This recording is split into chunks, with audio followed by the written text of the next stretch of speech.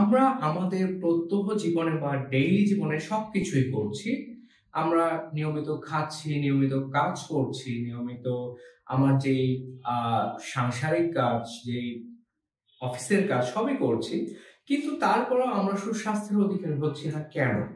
এই প্রশ্নে লুকিয়ে আছে যে ব্যাপারটা, সেটা হলো আমরা ডেইলি এক্সারসাইজ না করা। যদি আমরা ডেইলি এক্সারসাইজ না করি তাহলে আমাদের প্রাত্যহিক যে রুটিন সেখানে একটা বড় ধরনের গ্যাপ তৈরি হয়।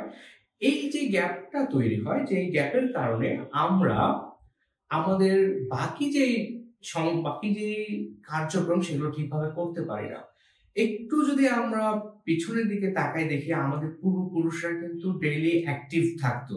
তারা কোনো না কোনো একটা ফিজিক্যাল অ্যাক্টিভিটি করতো, যে কারণে তারা সুস্থ, তাদের ঘুম হতো ঠিকঠাক, তারা পরিমিত আহার করত, তারা সঠিক টাইমে ঘুমাইতো এবং এই কাজ তাদের ফুলফিল হইতো এবং কি তারা ফুলফিল থাকতো, স্যাটিসফাই থাকতো।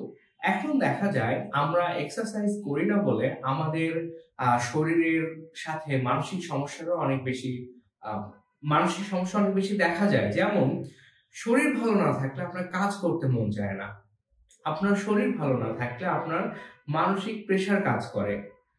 আমাদের বডিটা একটা সমন্বয়, আমরা যদি বলি ফিজিক্যাল এবং মেন্টাল, এই দুটো সমন্বয়ে গঠিত। তাই ফিজিক্যাল এক্সারসাইজ করাটা বেশি জরুরি। দেখবেন আমরা যদি স্ট্রেংথ ট্রেনিং করি, সপ্তাহে 7 দিনের মধ্যে 3 দিন স্ট্রেংথ ট্রেনিং করি, 2 দিন কার্ডিও করি, বা এই ধরনের এক্সারসাইজের সঙ্গে যুক্ত থাকি, বা হিট এক্সারসাইজ করি, তাহলে আমরা অনেক বেশি উৎফুল্ল থাকবো। আমাদের মানসিক যে সমস্যাগুলো আছে সেই সমস্যা থেকে আমরা দূরে থাকবো। যদি আপনি ডেইলি এক্সারসাইজ করতে সমস্যা ফেস করেন এবং কি এইসবের কারণে মানসিক সমস্যায় ভোগেন, তাহলে যোগাযোগ করুন রিস্টার সাইকোলজিক্যাল কনসালটেন্সির সাথে।